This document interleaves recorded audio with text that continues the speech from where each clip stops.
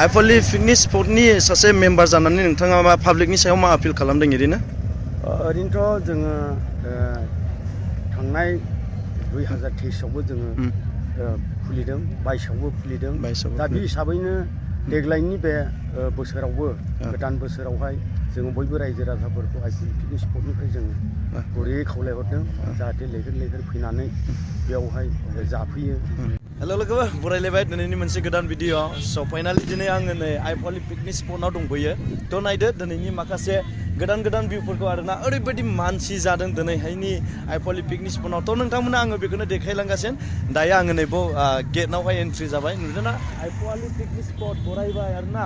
थ' बिदिब्ला आइपवालि पिकनिक स्पटनि सिङाव मा दं दिनै नोंथांमोननि गेजेराव आङो देखायनो आखायाव लालायबाय दिनैनि बे मोनसे भिडिअजों लोगोफोर। स' बिदिब्ला नायलांदो। दायो आङो रानिं नोंथांमोननि गेजेरावहाय स्किप खालामाजासे नायलांबानो नुलांजोबगोन। थ' फाइनालि लोगोफोर नै ओमफ्राय लोगोफोर बियो जाहैबाय ओरैनो गोरलैफोरनि मोनसे गेलेग्रा आरोना, मोनसे भिउ पइन्ट। आरो इयो गोबां मानसिफ्रा फटक लादों, नै सेल्फि लादों। ओरैहाय नायदो बे आइपवालि पिकनिक स्पटनि मेन लकेसन आरोना, मेन प्लेसनि गेजेरावनो मा दङ आङो नोंथांमोननो देखायबाय नै।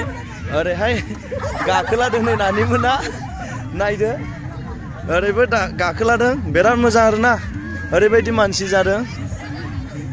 नायदो माबायदि, ओरैनोथ' बिराद मोजां आरोना भिउआ। थ' नोंथांमोनाबो सोरबाफोर जुदि बे आइपवालि पिकनिक स्पटआव पिकनिक जाफैनो गोसोब्ला जाफैनो हागोन। नै ओरैबायदि जायगानि जेबो माने गाज्रि नङा आरोना। ओरैनोथ' आङो नोंथांमोननि गेजेराव देखायबाय। लोगोसे नै नानिमोना हेवहा गाखोदों। मा नाम नानि नोंसिनिया? कुइन बसुमतारी। नानिनेलाय? हा? ओमफ्राय मा क्लासाव फरायो नोंसोर? LKG अबे स्कुलाव? थिंखुमारि? आयु मयनि नोंसोर? गांसोबारि। हेपि निउ इयार नानि दे, हेपि निउ इयार। सेकबे लानि दे, गोजोननाय लानि दे। Happy new year. मोजां दा ना? दे। थ' लोगोफोर नायलांबाय थाब्लानो जाबाय। आङो आरोबाव नोंथांमोननि गेजेराव गोदान जायगा एबा लकेसनफोरखौ दिनैनि भिडिअनि गेजेरजों लानानै फैगासिनो दङ। थ' आङो बिदिनो नायलांगोन आरोना। गराय गाखोजायो नामा? सोरनिसो? आयु मयनिसो बाबु। हा बाबु मयनिसो? अदालगुरि। आयु अदालगुरिनिफ्राय फैदों दायो? मोजां मोनथारलै। गराय लोगो मोनदों आरो नै गरायबो फैलायदों। नायदो जोआ दा बाबुनो। अदालगुरि मा जायगानि? अदालगुरि माखौ होनोमोनलाय? ओरैनि ना ओरैनि? ओरैनि पिकनिक जाफैदों ने बाबु? गाखोजायो ने? आस्थे दे। दे आस्थे खारदो नै। गोरलैफ्रा गराय गाखोबाय नै। बरिया माथो।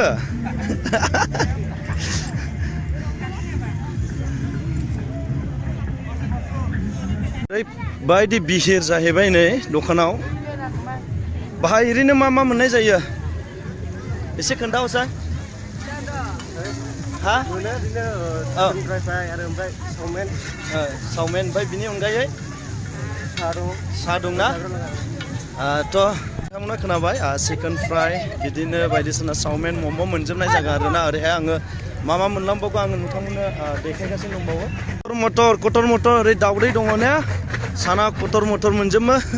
आङो देखायलांगासिनो दङ मा मोनलाङो। ओरैहाय नै बैग्रि स्टेन्ड फानदों नामा बाजै? ओमफ्राय मा मोननाय जायो ओरैनो? हेपि निउ इयार माला? नोंसोरबो फानदों नामा? दे। ओरैहाय पक'रा नै बेहाय। थ' नायलांबाय थाब्लानो जाबाय मा मोनलाङो। ओरै नै खोमा हांनाय अमा, दाउ। हालथियाव बिफाख्ले फाननाय जादों बाजै ओरैनो 100नो। ओमफ्राय मा मोननाय जायो ओरैनो?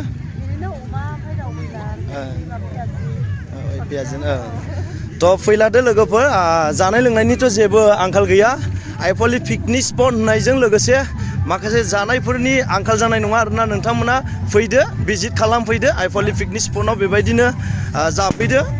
ओमफ्राय फाइनालि लोगोफोर माने ओरैबायदि गुवार जायगा आरोना, माखासे जायगाफोरजों आङो भिडिअखौ लानो हायाखिसै मानो होनब्ला पिकनिक होनब्ला नोंथांमोना मिथिखायो ओरैबायदि बेयावहाय रंजायो मोसायो दामनाय देनायफोरजों ओमफ्राय बेयाव माखासे भिडिअफोरखौ लाब्ला कपिराइटनि खोथा थायो बेनिखायनो आङो लानाय जायाखिसै आरो लोगोफोर थ' आङो माखासे बाथ्राखौ कमिटिनिफ्राय मिथिना लानि कमिटिनि मानसिजों आङो माखासे बाथ्राफोरखौ सावरायनि जेनेबा बे आइपवालि पिकनिक स्पटआव फैनानै बाइक गंसेयाव बेसेबां लानाय जायो एबा ट्रेक्टरजों फैयोब्ला बेसेबां लानाय जायो एबा कारजों फैयोब्ला बेसेबां लानाय जायो आङो निस्सय नोंथांमोननि गेजेराव बे भिडिअनि गेजेरजों आङो खोन्थानो फैगासिनो दङ थ' बिदिब्ला नायलांबाय थाब्लानो जाबाय लोगोफोर थ' दायो आङो माखासे बाथ्राफोरखौ कमिटिनि मानसिनिफ्राय मिथिना लाग्रोनि जेनेबा बाइक गंसेयाव ओरैनो बे आइपवालि पिकनिक स्पटआव फैनायजों लोगोसे बाइक गंसेयाव बेसेबांसिम लानाय जादों ओरैनो आमाय जोङो बाइक गंसेयावहाय 50 थाखा लानाय जादों ओमफ्राय कारावहाय 200 लानाय जादों 200 लानाय जादों ना दावबायारिफोरनि थाखाय ना ओमफ्राय दा गोबां चार्जफोरनिफ्राय पिकनिक जाफैयो दा एखे जेनेबा मोनसे चार्जआव बेसेबांसिम लानाय जादों गासै मिलायनानै टटेल मिलायनानैथ' जोङो माखासे ट्रेक्टरा जुदि गंनैब्ला बे ट्रेक्टर गंनैखौबो गंसेनि जोङो लानाय जायो आरो अके दा आइपवालि पिकनिक स्पटनि सासे मेम्बार जानानै नोंथाङा मा पाब्लिकनि सायाव मा आपिल खालामदों ओरैनोथ' जोङो थांनाय 2023आवबो जोङो खुलिदों 22आवबो खुलिदों दा बे हिसाबैनो देग्लायनि बे बोसोरावबो गोदान बोसोरावहाय जोङो बयबो रायजो राजाफोरखौ आइपवालि पिकनिक स्पटनिफ्राय जोङो गुरैयै खावलायहरदों जाहाथे लैहोर फैनानै बेयावहाय जाफैयो लोगोसे बेयावहाय खाथियावनो जोंनिया दुमबुग्रा जाबाय ओमफ्राय खाथियावनो नै जोंहा ब्रिज जाबाय दा जोंनि जि पिकनिक स्पट दङ बे दिनै नायहरदों हनै बेसेबांबा साफा जायगाफ्राखौबो जोङो साफा खालामनानै दोनो थ' बेनिखायनो जोङो साफ्रोमबो रायजो राजाफोरखौ मोजाङै मोजां जानानै जाहाथे गावबागाव जायगायावहाय मोनहैफिननो हायो मोजाङै मोजां सौहैयो बेखिनिखौ जोङो कमिटिनि जानानै जों बेखौ खावलायो एबा हांख्रायो थेंक इउ गोजोननाय थाबाय